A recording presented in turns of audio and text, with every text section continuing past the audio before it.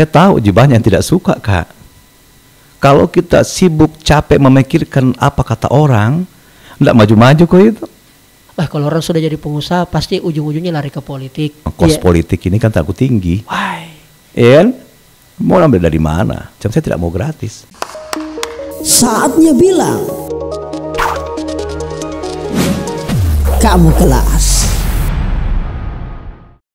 Alright, nice people, kembali lagi di Kamu Kelas Podcast bersama saya Rizal Jamal. Hidup orang tidak ada yang tahu. Mungkin hari ini kita berada di bawah, entah besok atau lusa kita berada pada posisi yang paling top. Seperti kali ini tamu saya hampir mirip, bukan hampir mirip, memang pasti seperti itu. Tidak ada yang tahu nasib orang dan sebagainya, sehingga kemudian alhamdulillah hari ini menjadi tokoh yang luar biasa, menginspirasi dan berdampak dengan berbagai macam aktivitas sebagai seorang entrepreneur, sebagai seorang yang aktif dalam dunia sosial, dan yang paling penting cukup luar biasa pengaruhnya. Tetapi sebelum saya present beliau ini, dan saya kira sudah tidak sabar, saya present dengan sebuah pantun. Pagi-pagi minum es yang enak, es kelapa. Inilah dia pengusaha sukses Bapak Andi Rukman Nurdin Karumpa. Assalamualaikum Puang. Waalaikumsalam warahmatullahi wabarakatuh. Salam sehat. Salam sehat. Wah, sehat mau kita alhamdulillah. Alhamdulillah. Puang, terus terang Puang, ini saya tidak nyangka bisa kita hadir ini karena saya tahu kesibukan tak luar biasa jadwalnya. Tetapi dalam kesempatan sempat saya curi-curi, ada kemarin pelantikan Ika Unhas. Saya bilang di sini loh kesempatan. Dan saya upload di Instagram. Alhamdulillah.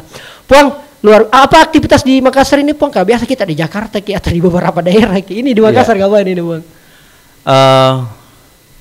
Pertama, memang 4 tahun terakhir saya lebih banyak datang ke Makassar. Alhamdulillah. Tujuan utamanya memang pertama silaturahim.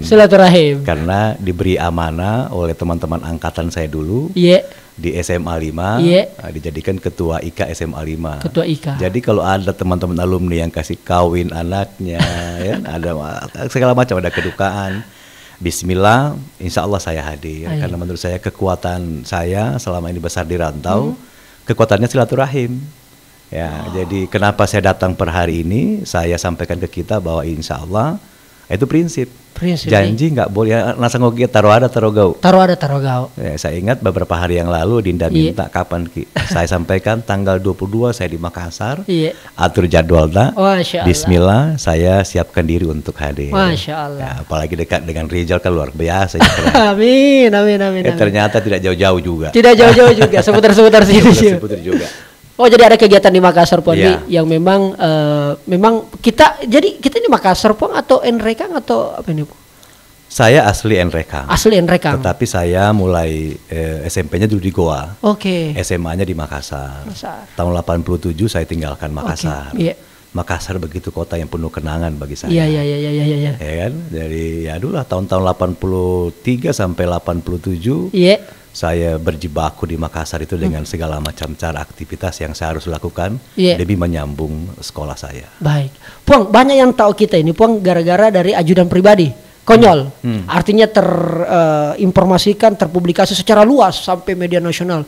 Siapa ini Akbar, siapa ini Konyol, apa segala macam. Akbar menyampaikan bahwa ada bos saya itulah yang mengatakan bahwa beliaulah itu apa segala macam karena kita suka beda caranya memijit dan sebagainya. Akhirnya diangkatlah, alhamdulillah luar biasa derajatnya dan sebagainya. Tersebutlah nama ARN, Andi Rukman Nurdin, bos gak pensi. Yang mengangkat derajatnya Konyol bukan Andi Rukman. Bukan Andi Rukman, Pak, ya. Yang mengangkat derajat Konyol itu Allah Subhanahu wa taala atas ikhtiar yang dia lakukan. Saya waktu itu bersimpati kepada dia. Yang tidak ada sekolahnya. Bercerita pada saat dia mijit-mijit saya. Dia sampaikan bahwa dia pasang-pasang tenda, kemudian menjual kelapa. Semata-mata hanya untuk kepingin mengabdi kepada ibunya, tidak melanjutkan sekolahnya. Ya tentu saya ingat dong di masa-masa lalu saya, di mana saya sekolah itu, yang namanya mengalami jadi tukang beca ya pernah. Tukang beca, Pak? Saya tukang beca di Barawaja Kilo 4 ini wallah ini. Di Kilo 4 itu jadi jangan pernah malu menceritakan masa lalu, karena dari masa lalu itulah membangkitkan spirit. Modal utama jadi pengusaha itu spirit. Nah kalau spiritnya sudah hilang, berhenti mau jadi pengusaha. Karena semangat yang penting, kemudian bangun trust, kepercayaan. Dulu sampai sekarang ini saya terus masih mengingat dan mencari di mana Daeng Beta itu berada. Daeng Beta ini Daeng Beta ini penjual pisang di Kilo 4 tahun 82, saya berpisah tahun 87. Jadi kalau waktu senggang pulang sekolah, saya jam-jam 3 sore itu sudah saya pasti nongkrong di warungnya Daeng Beta. Membantu jual pisang, kadang-kadang dia pergi saya bantu jualkan pisangnya. Kemudian ada becaknya Daeng Baso di situ diparkir yang akan mengangkut orang dari situ dari mata jalan Kilo 4 masuk ke Cambaya. Yang sekarang jadi tol itu ya. Nah di situ itulah saya bolak-balik. Tapi saya tidak pernah narik becak yang memang berprofesi keliling-keliling. Jadi hanya ruas itu saja. Ruas Cambaya Kilo 4, ruas Cambaya Kilo 4 bolak-balik. Itu usia berapa itu? Saya waktu itu masih kelas 2 SMA sampai kelas tamat SMA. 3 tahun saya lakukan. Tetapi yang paling menarik sebenarnya waktu pada saat SMA itu setiap pulang sekolah, karena kebetulan yang punya liman itu keluarga, jadi setiap sore saya pergi ke terminal, ke Kilo 4 itu. Menjinjing tasnya penumpang, rebutan penumpang di bawah, kita naikkan ke bus, termasuk ke bus-bus yang menuju ke Nrekang. Ya alhamdulillah hari itu karena memang kami banyak bersaudara, saya minta kepada orang tua khusus untuk saya, biaya bensinku, biaya sekolahku, bismillah, ikhtiar saya sendiri. Nah itulah jadi jiwa entrepreneurnya itu muncul di situ. Kenapa? Memang rasa gengsi itu yang saya tidak pernah ada dalam diri saya. Wow, dan itu dari kecil memang dari itu, kecil ya, sampai saya merangkak ke Papua itu tahun 87, saya bergabung dengan pengusaha-pengusaha yang besar, saya angkatkan kursi apa saja yang saya lakukan, yang menurut saya baik untuk senior, karena menurut saya kita nggak punya modal, modal sosial kita itu karena kekuatannya hanya silaturahim, maka kita harus pandai-pandai kepada orang yang di atas kita, senior kita, Mas Taromase. Ya, saya natang ngoki taroada tarogau. Ya kan, apa yang kita ucapkan itu akan kita lakukan dengan pengabdian, karena menurut saya ketulusan itu membuat segalanya berarti. Kalau kita tulus, pasti semuanya akan berarti.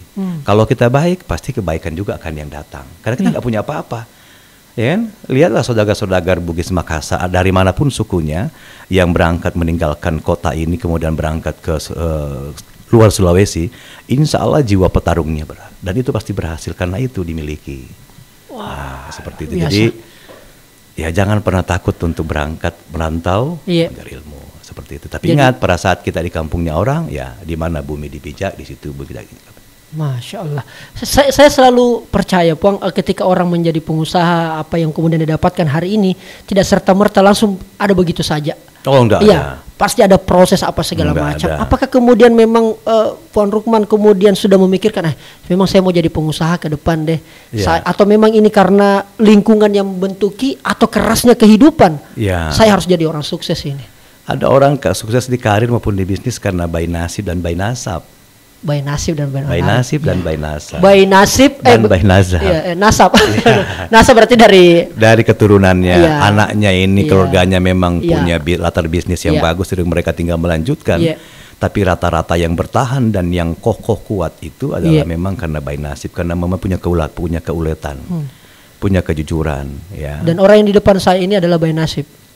Bismillah ya, seperti itu. Amin. Tapi tidak terlepas yang saya bilang tadi, kekuatannya satu saya, silaturahim. Kemudian pengabdian kepada orang tua. Karena sehebat apapun Anda, ya, sekuat apapun Anda, kalau tidak bisa mengabdi kepada kedua orang tua, percuma. Jadi tatkala menghadapi kesulitan apapun itu, orang pertama yang harus kau telepon ibumu, telepon bapakmu. Doakan Kak, Mak, doakan Kak, Pak, saya ada sesuatu yang saya mau urus, tahajudkan Kak. Kak. Itulah yang tembus ke pelapon itu. Itu yang tembus. Tapi jangan hanya cuma ibu yang berdoa, bapak yang berdoa. Kita tidak doakan, tidak ikut berdoa. Nah, menurut saya ya seperti itu. Dan itu akhirnya akan datang. Kalau orang sudah lihat karakter kita, adab kita baik, pasti banyak orang mataromase. We makanja nana ero. Betul. We makanja ro, alero, tampungiro. Nah, dari situlah terlahir. Jadi jangan pernah malu, pernah ikut kepada siapa, karena kita tidak boleh namanya kacang lupa kulitnya. Ada tong itu bukan kaca lagi lupa kulitnya. Nah, lupa keluar kebunnya. Nah, lupa kebunnya sendiri. Kembali ke konyol tadi itu, ya kan atas dasar itu dia saya lihat rajin, kerja apa saja dengan kekonyolannya, kemampuannya yang luar biasa menurut saya. Kalau bicara pasti salah. Begitu berarti. Nah itulah dia ikut kepada saya. Waktu itu tensi saya rata-rata 140 ke atas. Tensi tadi. Iya. Ikut terus sama saya tiap hari gak ketawa. Oh iya. Karena salah terus Ki. Dan itu natural. Natural nggak dibuat-buat memang salah terus Ki. Dan ya alhamdulillah.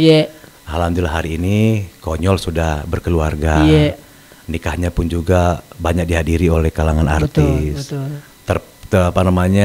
Selebriti nih. Selebgram. Selebgram nih, ya berhasil nih. Ya mudah-mudahan terus dia menjaga amanah itu. Cuman satu saya pesankan, hidup sederhana, ya jangan selalu memperlihatkan kemewahan, apalagi kalau itu bukan daripada karya hasil keringat sendiri.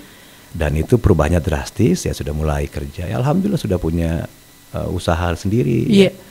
Ada mie urus ayamnya ribuan hektar ya. Sekarang ngurus mie juga tambah nikel, ngurus minyak apa segala macam. Punya mie rumah sendiri. Ya saya bilang kamu kok boleh lagi jadi pengawal karena sudah ada istrimu. Tanggung jawabnya sudah harus berubah. Urusi keluarga kecilmu, urusi istri dan anak-anakmu supaya kau bisa mengurusi juga keluarga besarmu. Nah itu terlahir dari apa? Pertama kejujuran. Kejujuran pokoknya. Ya waktu Konyol saya terima itu, ya mohon maaf ada 3 sopir saya dia pecat. Ya itu pada hal-hal yang kecil ya. Nah, ada satu yang sering mendampingi saya pun juga lengser karena akibat kelakuan. Menurut saya mungkin dari bahasa, tapi melihat kontesnya itu Konyol melihat orang ini nggak jujur. Nah orang yang membersamai kita kan kita nggak butuh orang yang pintar tapi butuh orang yang jujur dan orang yang pintar-pintar nalanya wae, ya kan? Pintar-pintar. Kalau terlalu pintar nakali jadi, tapi pintar-pintar masa romase. Oh apa dia suka bosku ini? Apa dia suka pimpinanku ini harus saya ikut. Ya seperti itu. Jadi ya selalu mengingatkan hal-hal kebaikan karena kita tidak tahu sahabat mana nanti akan membawa kita ke dalam surga. Iya kan? Jadi memperlakukan orang itu ya harus semua sama. Bukan karena dia punya status sosial yang lebih baik, kan? Kemudian yang satu tidak, semua sama. Dan alhamdulillah itulah yang saya lakukan di teman-teman saya di IKSMA 5. Siapapun yang mengundang, siapapun yang mengajak, bismillah ada waktu harus datang karena kekuatannya itu silaturahim. Iya, karena kan biasa Puang kalau orang sudah di atas itu biasanya ya biar tanah tidak mau injak. Biasanya begitu Puang. Dia tidak sadar bahwa apa yang dimiliki itu ada hak orang lain yang harus diberikan. Ini yang paling penting kita bagi kepada semua nice people bahwa memang saya pun selalu banyak ditanya, Kak berubahnya ini Kak ini apa segala macam. Mungkin karena terkenal banyak uangnya apa segala macam. Saya bilang ya itu terserah penilaianmu. Tapi kita tidak tahu juga anunya orang. Tapi ini penting sekali tadi Puang, kejujuran dan pintar-pintar. Nah, jadi saya pikir ini berlaku untuk kepada semua teman-teman yang ada di legislatif, teman-teman yang ada di eksekutif, ya teman-teman yang ada di pengusaha. Tidak ada yang instan, semuanya lewat perjuangan, dan tidak ada perjuangan yang tidak butuh tangan orang lain. Nah maka yang paling penting adalah bagaimana menghargai sekecil apapun peran sahabat kita itu harus dihargai. Dan yang paling penting ini jaga adabnya. Jaga mulutnya dengan baik karena kadang-kadang dari ucapan ini yang membuat orang terluka. Nah kalau orang sudah terluka itu kan jadi susah. Susah banget. Susah gitu. Makanya itu pentingnya silaturahim. Jangan sampai orang tidak suka Ki. Biar orang Pak Ustadz bilang sebelum tidur kok maafkan memang orang. Iya kan? Nah kayak gitu. Jadi selalu berprasangka baik lah. Itu biasa orang-orang yang mendapat amanah, ya kadang-kadang lupa diri dan segala macam. Ya jangan kita ikut membenci dia. Kau tuh lu begitu, jangan. Pelan-pelan saja juga dia akan sadari dirinya. Ya kan? Jadi selalu energinya aja yang positif keluar. Alhamdulillah, amin. Selalu energi positif. Bang, saya tahu bahwa bagaimana menjadi seorang ARN Andi Rukman Nurdin yang hari ini tidak tadi sudah dibayangkan, diceritakan apa segala macam. Beliau ternyata pernah temannya tadi yang diingat sekali Dembeta, Dembaso, tukang beca apa segala macam. Tentu memang itu butuh perjuangan dan sebagainya. Ada nggak satu momen Puang di mana kita sudah jadi pengusaha ini Puang, tapi ada satu momen di mana membuat kita sangat terpukul. Sangat-sangat tidak bisa dilupakan. Bisanya saya dikasih begini, atau bisanya ada yang kasih begini ke apa segala macam. Kayak saya pun menjadi seorang konten kreator hari ini. Waduh, perjuangannya tidak semudah yang kemudian teman-teman lihat dari layar handphonenya. Tapi butuh proses perjuangan. Ada momen yang mengeluarkan duka yang sangat luar biasa. Kalau kita ini, Pong, saya penasarannya di situ, Pong, karena pasti ya. Karena saya anggap kita ini, Pong, maca ki, pintar ki, kasih jadi orang saya lihat. Iya. Tentu kan pasti ada pengalaman yang luar biasa dari situ. Sehingga mungkin kasih begitu juga itu orang.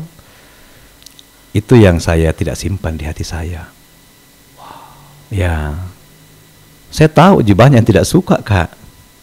Banyak yang tidak suka. Apa tonji itu? Kita tahu dia itu apa tonji itu. Biarkan dia. Kalau kita sibuk capek memikirkan apa kata orang, enggak maju-maju kok itu. Kita yang ikut keriput muka, gigi juga ikut ompong, nah kan rekotoa. Lakukan saja apa yang bisa kau lakukan, yang bisa bermanfaat kepada orang lain, terkhusus terhadap keluarga.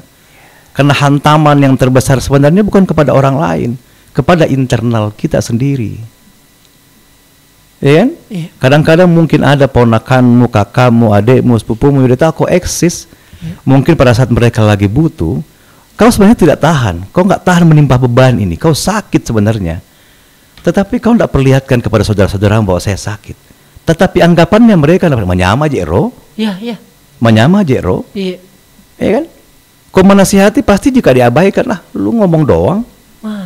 Kita lagi terpuruk lu nggak bantu. Iya. Tapi dia nggak tahu beban yang sebenarnya kita hadapi. Ya kan? Dia taunya cuma dari luar. Nah jadi jangan dilawan. Berbuat saja yang terbaik. Angka mau tuh waktu mau pada cengi keluargamu.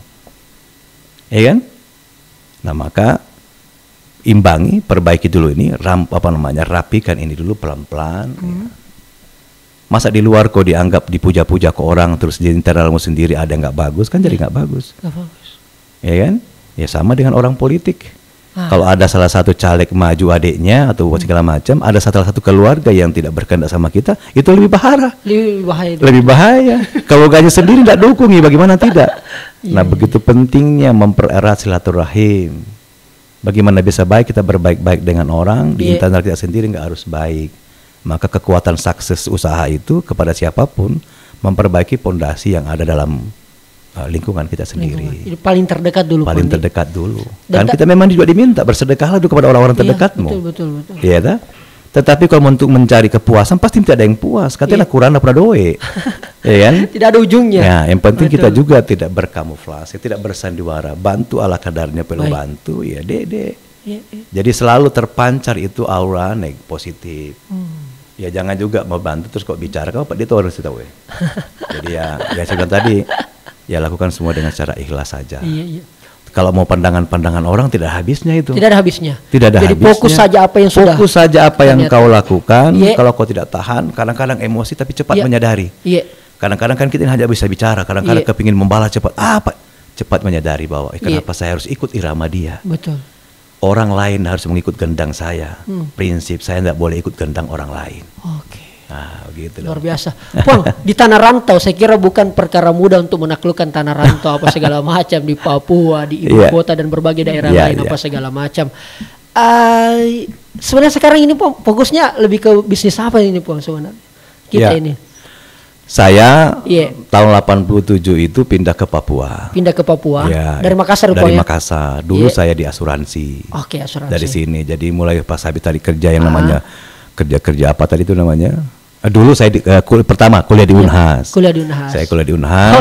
Sastra. Kemudian saya tidak sempat selesai. Saya frustasi. Kemudian saya berangkat merantau ke Jakarta ke Papua tahun 87. Oke. Sampai di sana ikut keluarga yang alhamdulillah sudah merintis awal provinsi Papua ini, ikutlah menjadi karyawan di situ. Disitulah saya menempah diri untuk ikut bersama dengan keluarga. Jadi saya memposisikan diri saya, walaupun itu keluarga, tetap saya menganggap bahwa itu orang lain.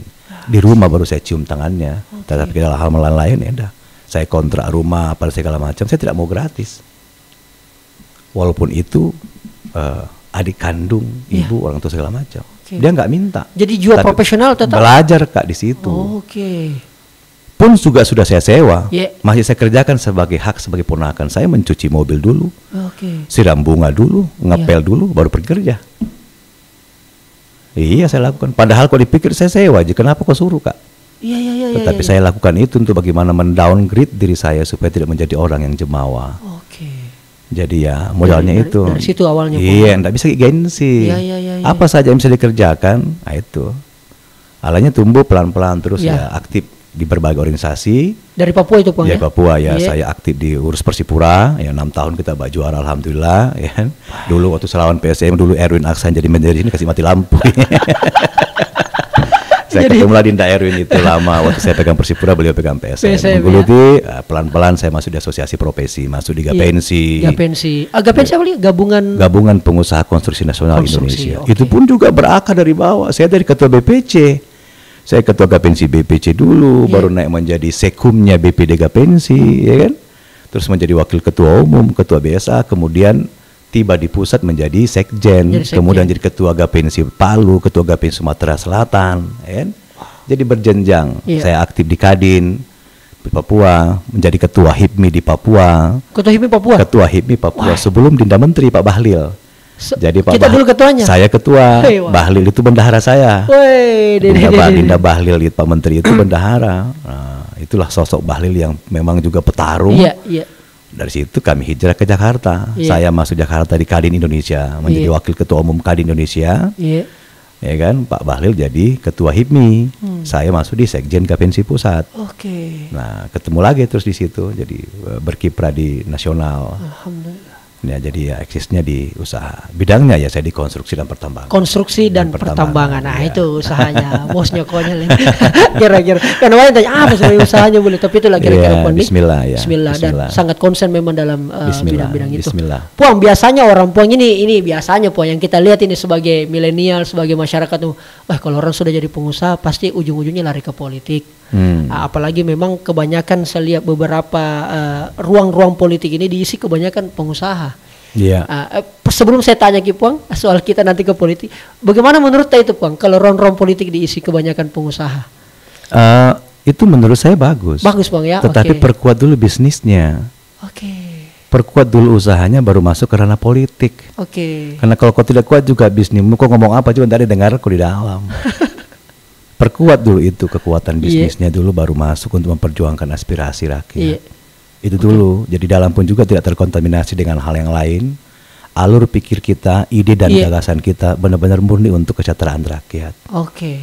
Kalau itu tidak, maka kita gampang ditumpangi. Nah, itulah sebenarnya kenapa bangsa banyak corat marut ini tatkala berbicara kepentingan masih warna yang dibawa.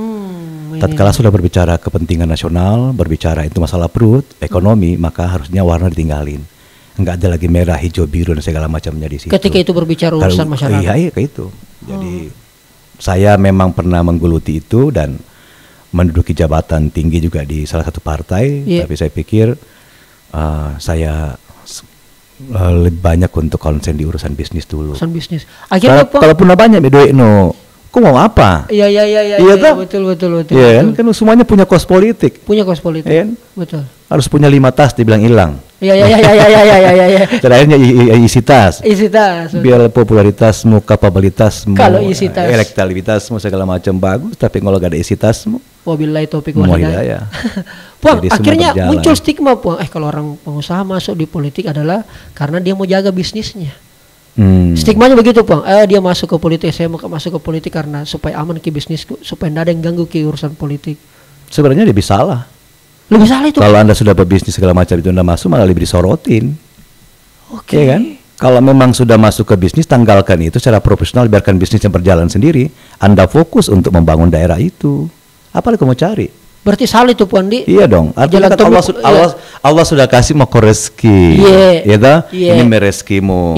Sekarang bagaimana dengan kemampuanmu ingin menciptakan entrepreneur di situ, ingin bangun kok kampungmu segala macam, ide, gagasanmu, ilmumu, tuangkan mau di situ.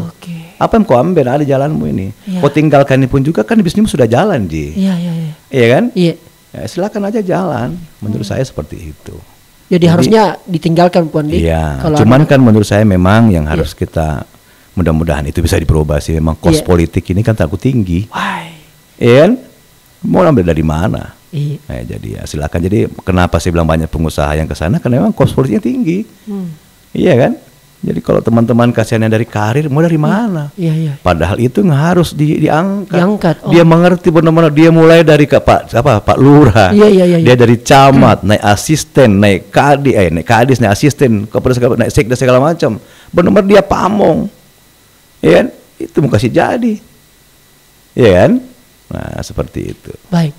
Puang, kalau begitu Puang, enggak ada ketertarikan ini kita untuk kemudian masuk ke ranah politik secara aktif gitu Puang? Karena saya lihat banyak kemarin baca-baca berita ya didorong, bahkan ada baliho, ada juga kalender bahkan saya lihat Puang.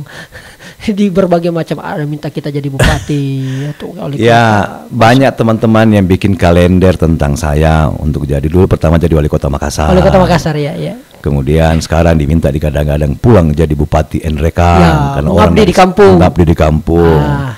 Ya, kebetulan saya pas terpilih jadi ketua Hikmah, ini mengurusin Hikmah apa mengurusin bupati.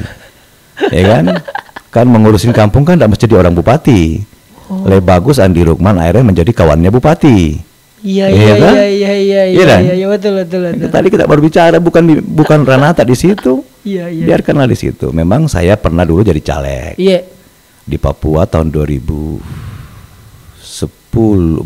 ya. Saya jadi caleg DPR RI. Iya. Ya di Papua Barat. Ya waktu itu ya alhamdulillah suaranya bagus juga. Iya. 120.000 lebih. Tapi tidak lolos juga. Kemudian terakhir kemarin caleg di DPR RI Dapil 3 Jakarta dengan nomor urut 1. Iya. Ya suara banyak juga. 100 lebih juga. Iya. Tidak lolos karena Golkarnya harus dapat suara 160.000. Iya. Nah, saya pikir ini bukan dunia saya. Iya. Jadi kita nggak boleh langsung putus asa menyalahkan siapa-siapa. Allah sayang kita. Iya.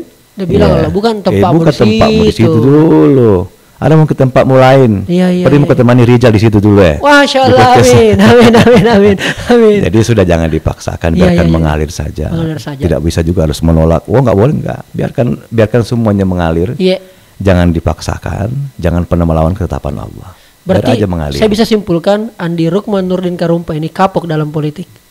Tidak juga kapok. Tidak juga kapok ya. Ya, tidak boleh ada istilah kapok karena Oke. ya jadi kita tidak boleh melawan takdir kan. Oke. Jadi ya menurut saya biarkan mengalir saja semuanya. Mengalir saja. Kelihatan Tonji tuh. Iya, tarikannya iya. kemana? Iya, ini iya. orang ditarik kembali ke sini, tarik ke sini. Kelihatan Iya. gitu. So, biarkan semua ikhtiar itu kita hanya ikhtiar, segalanya kita serahkan kepada Tuhan. Begitu aja tuh. Berusaha saja. Ya kan? Tetapi apa sih dorongan yang paling besar dari keluarga Puang? Apakah memang tetapi pada jadi pengusaha mikir saja atau memang ada dorongan dari keluarga masuk ke politik seorang Andi Rukman sudah saatnya ini apa segala macam? Apa sih dorongan paling terbesar memang?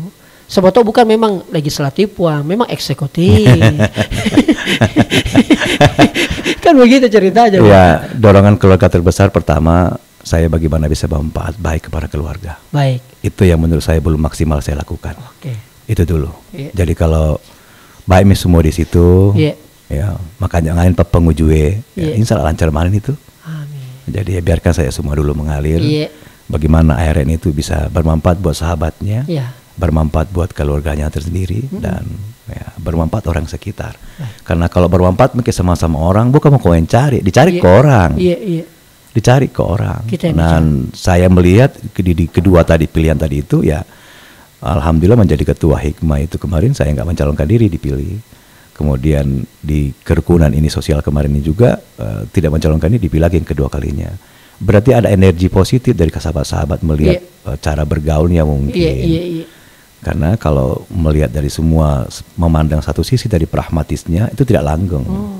Maka bangun kekuatan itu semua dari hati. Yang saya bilang tadi, kalau kita niatnya melangkahnya bersih semua dari sini, DC itu poleiko. Iya. DC poleiko. Biar kau paksakan, ya kan? Biar kau paksakan juga mau melangkah, mau jadi gubernur, mau jadi apa segala macam. Ya kau ampi muda itu nama DC itu tuh, Betul. ya kan? Jadi ya diikhtiarkan. Yang saya bilang tadi itu selalu saya mengatakan bahwa ikhtiar tanpa batas. Silaturahmi tanpa ujung. Pigau decenge, DC poleiko. Loka ko sa Pak Deceng. Lisu ko Pak Deceng. Amin. Luar biasa. Ini luar biasa. Puang, apa sih pencapaian dari seorang Andi Rukman Nurdin ini yang belum kesampaian dan akan segera ke sana? Apa sih, Puang? Karena kalau saya kayaknya ada semua di Puang Rukun, sudah semua ku pun apa semua ini. Tapi apa sih yang belum ini Puang? Apa yang masih apakah itu dalam bisnis, apakah itu dalam... Kalau itu iya. Iya, apa itu yang belum? Saya jujur aja saya kagum dengan 4 kekuatan di Sulsel ini. 4 kekuatan di Sulsel. Ya, pertanyaan artinya saya ini kan pengusaha. Iya. Bagaimana Pak Yusuf Kalla membangun bisnisnya? Baik. 70 tahun. 70 tahun.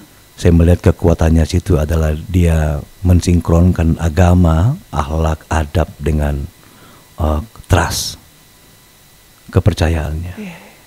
Dia kokoh berdiri perusahaan itu sampai saat ini karena dia sinergikan itu. Generasi kedua ada Pak Aksa Mahmud ya. Oke, Pak Yusuf Kalla tadi, kedua Pak Aksa Mahmud. Pak Aksa Mahmud juga yang membangun bisnisnya dengan anaknya semua alhamdulillah. Ada Pak Alwi Hamu. Sekarang muncul kekuatan baru yang tidak pernah terdengar itu Andi Amran Sulaiman yang ketua IKA. Yang melejit bisnisnya dalam kurun waktu hanya 10 tahun. Dari rumah kontrakan yang tidak punya arti apa-apa dia membangun building seperti itu. Itu tercipta semuanya karena spirit. Ya tentu saya walaupun dengan usia 57 tahun punya impian, kalaupun bukan saya tentu anak saya. Juga harus membangun impian yang sama bahwa membangun trust bisnis ini yang nasa Totomoto Yolo yang kita lihat dulu. Di zaman-zaman dulu kita itu kan luar biasa, ada beberapa pengusaha saudagar-saudagar yang itu jarang juga bertahan karena ya kurang melibatkan anak-anaknya dalam melibatkan dalam urusan bisnis ini. Jadi memang harus budayanya untuk bagaimana melibatkan anak. Jadi ya pertama saya kepingin anak saya ini yang juga sempat berorganisasi ini kuat supaya bisa menjadi, kan dia macam lebih kita masih kolai. Gitu. Kalau kita ini kan cuma naluri inti pergaulan. Ya aku ikut musik kolai ini. Jadi ya insya Allah kepingin juga tumbuh menjadi pelaku industri lah. Mudah-mudahan itu bisa kesampaian.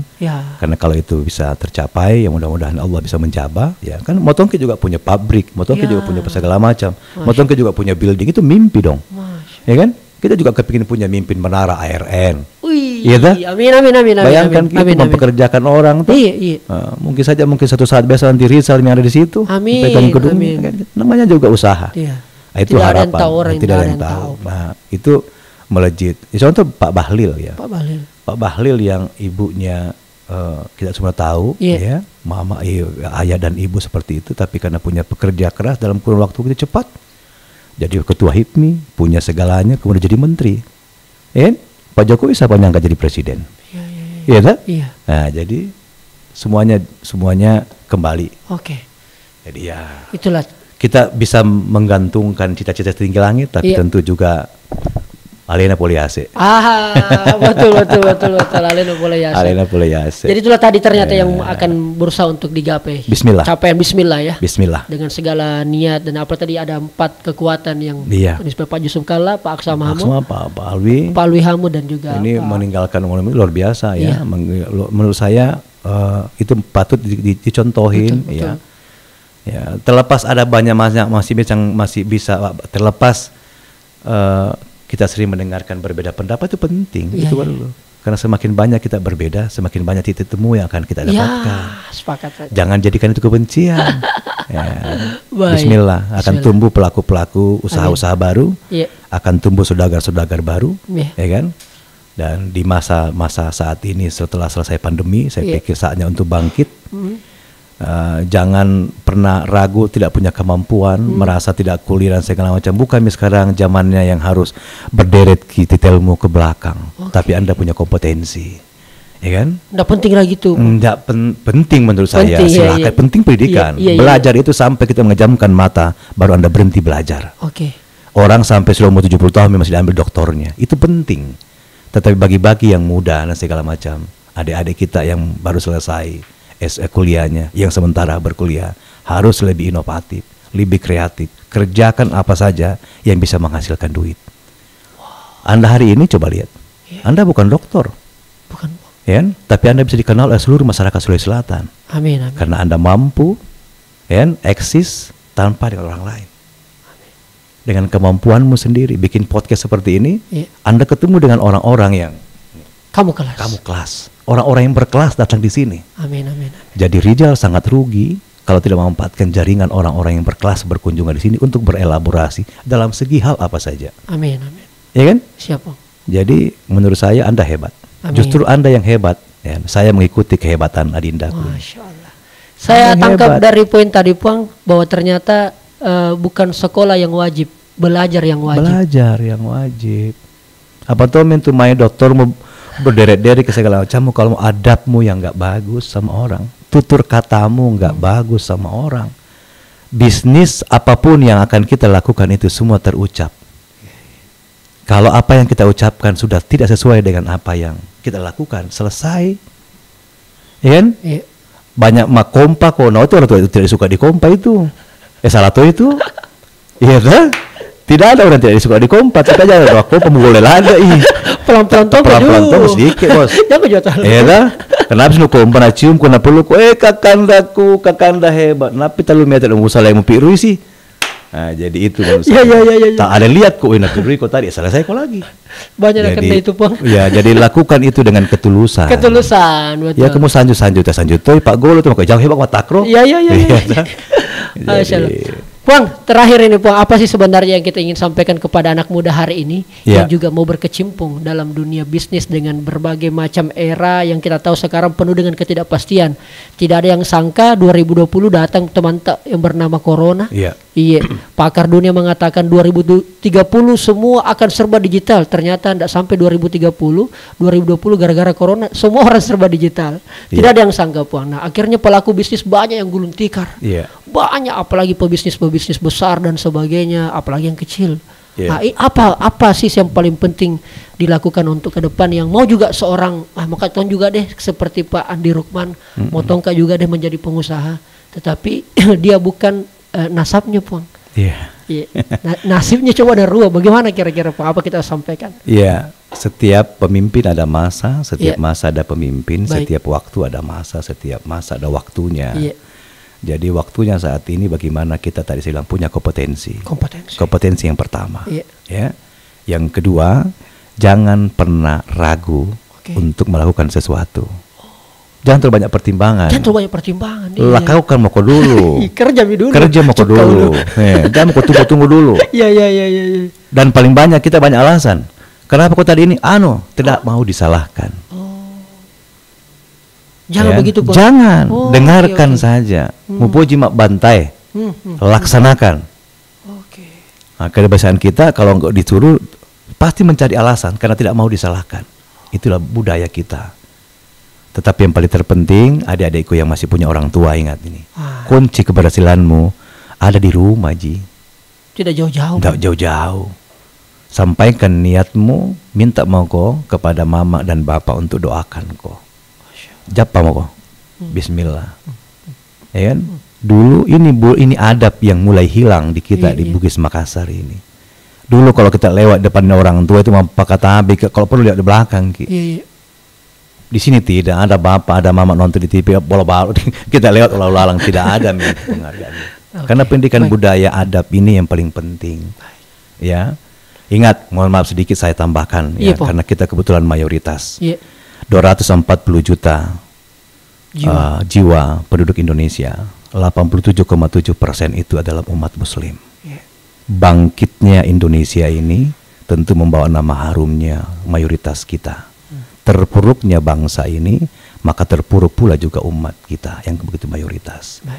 Amerika begitu cepat berkembang maju dulu karena dia begitu mengagungkan yang namanya agama Protestannya. Hebat dia. Jepang habis dihantam dengan Hiroshima, terpuruk dia dengan agamanya Okugawa itu cepat bangkit.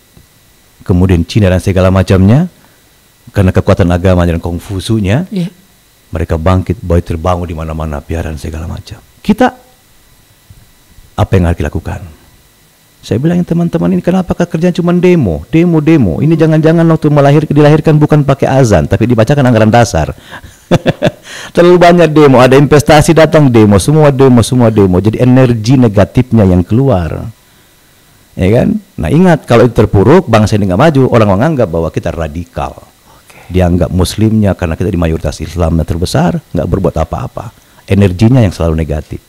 Maka mari adik-adikku, terutama yang adik-adik pemuda masa depan bangsa, pelanjut generasi bangsa, keluarkan energi positifmu, ide dan gagasanmu untuk mencintai negeri ini. Terus berkreatif.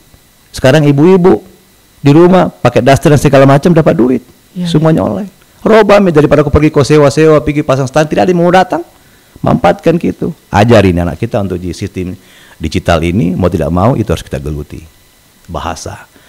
Belajar ke anak bahasa Cina, belajar ke bahasa Inggris, bahasa Arab dan segala macam. Karena itu zamannya akan ke situ. Zamannya akan ke situ. Ya kan? Indonesia ini paling terbesar ke depan ini. Alhamdulillah ini nikel kita ini. Betul deh. 52% pemasok dunia ada kan semua di sini. Ada di Indonesia. Ada di Indonesia. Di Indonesia Timur.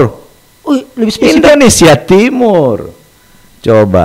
Dari mana karyawannya? Tentu orang-orang kita yang khusus dari kawasan Timur. Anda tidak akan masuk kalau Anda punya kompetensi. Jadi persiapkan diri dengan baik, ya kan, untuk menyongsong. Setiap ada musibah pasti ada peluang. Habis COVID ini pasti peluangnya banyak. Pasti peluangnya banyak. Nah, maka itu mari kita pandai, cerdik melihat peluang apa saja yang bisa kita lakukan. Wisata, terutama wisata. Banyak orang stres. Wisata kita ini luar biasa. Itu ada ramang-ramang, ada apa itu namanya, di atas negeri, di atas awan, ya kan? Ada Bulukumba yang luar biasa. Di mana perannya Rijal selagu punya podcast ini untuk bagaimana membangun pariwisata kita ini. Ya kan, mungkin jual baju, jual apa, kayak bikin konten, bikin promosi, kemudian jual di luar, segala macam. Itu mengangkat. Luar biasa.